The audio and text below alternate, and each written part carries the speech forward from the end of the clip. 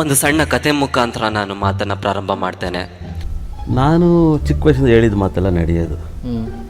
ನನ್ನ ಆಫೀಸಲ್ಲಿ phone receive ಮಾಡೋಕ್ಕಂತ 4 ಜನಕ್ಕೆ ಸಂಬಳ ಕೊಡ್ತೀನಿ. ನನ್ನ ಸಂಸ್ಥೆಯಲ್ಲಿ ಈಗಲೂ ಕೂಡ ನಾನು ರೋಡಲ್ಲಿ ಒಬ್ಬನೇ ಓಡಾಡ್ತೀನಿ.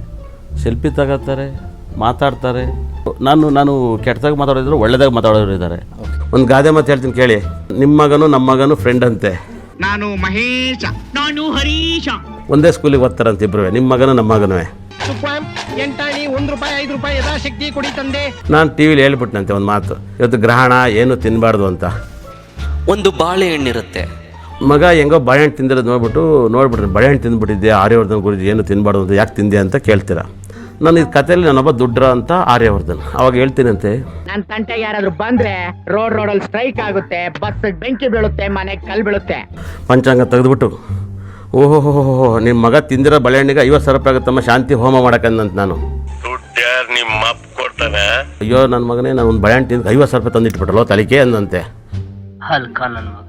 4 ತಲೆ ಮೇಲೆ ಬಾರ್ಸಿರಂತೆ. ಅವನಿಗೆ ನಿಮ್ಮ ಮಗನಿಗೆ ಜ್ಞಾನೋದಯ ಆಯ್ತಂತೆ. ಅಮ್ಮ ನಾನು ಒಬ್ಬನೇ ತಿನ್ನಲ್ಲ, ಅವ್ರ ಮಗನೂ ತಿಂದ, ಆರ್ಯವರ್ಧನ್ ಮಗನೂ ತಿಂದ, ನಾನು ತಿಂದು ಅಂತ ಅಂದಂತೆ. ಆವಾಗ ನೀವು ಡಗನ ಓಡೋದು ನನ್ನ ಆಫೀಸಿಗೆ ಬಂದ್ಬಿಟ್ಟು,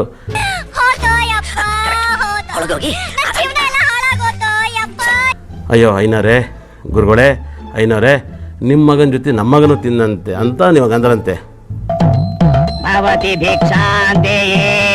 ಆವಾಗ ನಾನು ಮತ್ತೆ ಪಂಚಾಂಗವನ್ನು ಡಗಡ ಅಂತ ತೆಗೆದುಬಿಟ್ಟು, ನಿನ್ನ ಮಗ ನನ್ನ ಮಗನ ಜೊತೆ ತಿಂದು ಸೇರೋಯ್ತು, ಹೋಗಮ್ಮ ಅಂತ ಹೇಳಿ ಕಳಿಸಿದಂತೆ. ಇಂಥವು ಇದ್ದಾವೆ, ಇಂಥವ್ರು ನಿಮ್ತಾರೆ, ನಿಮ್ಮ ಇಷ್ಟ, ಒಳ್ಳೇದಲ್ಲ ನಿಮಗೆ. ನೋಡಿ, ತಿಗದ ಬಗ್ಗೆನೇ ತುಂಬ ಮಾತಾಡ್ತೀನಿ. ಇದು ಜ್ಯೋತಿಷನೇ, ಬೇರೆ ತಪ್ಪು ತಿಳ್ಕೋಬೇಡಿ. ಕರಿ ಅಂಡೆ ಈ ಗಂಡೆ ನೋಡಿ, ರಜನಿಕಾಂತ್ ಅವರಿಗೆ ಅಂಡಿಲ್ಲ, ಸಕಲ ಸಂಪತ್ತು ಐಶ್ವರ್ಯ ಕೋಟ್ಯಾಧೀಶಪುರವರು. ಏನಕ್ಕೆ ಅಂದರೆ ಎಷ್ಟು ಹಣ್ಣು ಒಳಗಡೆ ಹೋಗುತ್ತೋ ಅಷ್ಟು ರಿಚ್ ಪೀಪಲ್ಸ್ ಆಗ್ತಾ ಹೋಗ್ತಾರೆ. ಯಾರಿಗೆಲ್ಲ ತುಂಬ ಪ್ರಾಬ್ಲಮ್ ಇರುತ್ತೋ ಅದು ಖಂಡಿತ ಅಲ್ಲ ಕೂಡ, ಅದು ಅಗ್ಲ ಬಂದಲ್ಲೂ ಸಕ್ಸಸ್ ಕೊಡುತ್ತೆ, ಇದು ಕೊಡುತ್ತೆ. ಬಹಳ ಗ್ರಾಂಥಿಕವಾಗಿ ಮಾತಾಡ್ಬಿಟ್ರಿ. ತಪ್ಪು ಸರಿ ಹೇಳೋ ನೈತಿಕ ಹಕ್ಕು ನಮ್ಗೆಲ್ಲಿದೆ, ಅದೆಲ್ಲ ನಿಮ್ ವೈಯಕ್ತಿಕ. ಅದೇ ಥರ ತುಂಬ ಜನ ಹೀರೋಗಳಿಗೆ ಪ್ಯಾಂಟ್ ಏನು ಇಲ್ಲಲ್ಲ 100%.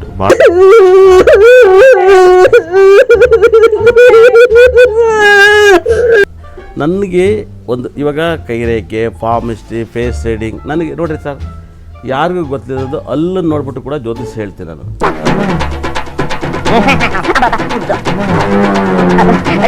ಹೌದು, ನಾನು ಅಲ್ಗಳು ನೋಡ್ಬಿಟ್ಟೆ ಓ ಜಮ್ದಲ್ಲಿ ದೆವ್ವಾಗಿರೋ ಅಂತ ಹೇಳ್ತೀನಿ. ನಾನೇನಾಗಿದ್ದೀನಿ? ಓ ಜಮ್ದಲ್ಲಿ ದೆವ್ವಾಗಿದ್ರಿ.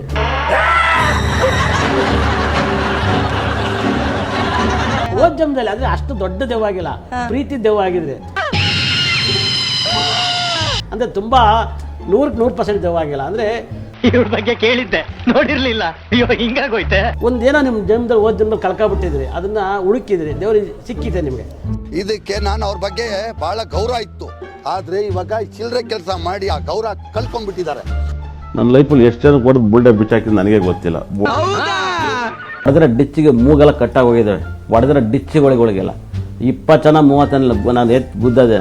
ನಾನು ಇವಾಗೇನೆ ಹಿಂಗಿದ್ದೀನಿ, ನಾನು ಕರಾಟೆ, ಪುಂಫು ಎಲ್ಲ ಮಾಡುವೆ ಗೊತ್ತಾ. ನಾನು ಅಷ್ಟಿಲ್ದ್ರೆ DKD ಹೋಗಿ ಸ್ಟೆಪ್ ಹಾಕಿದ್ನ.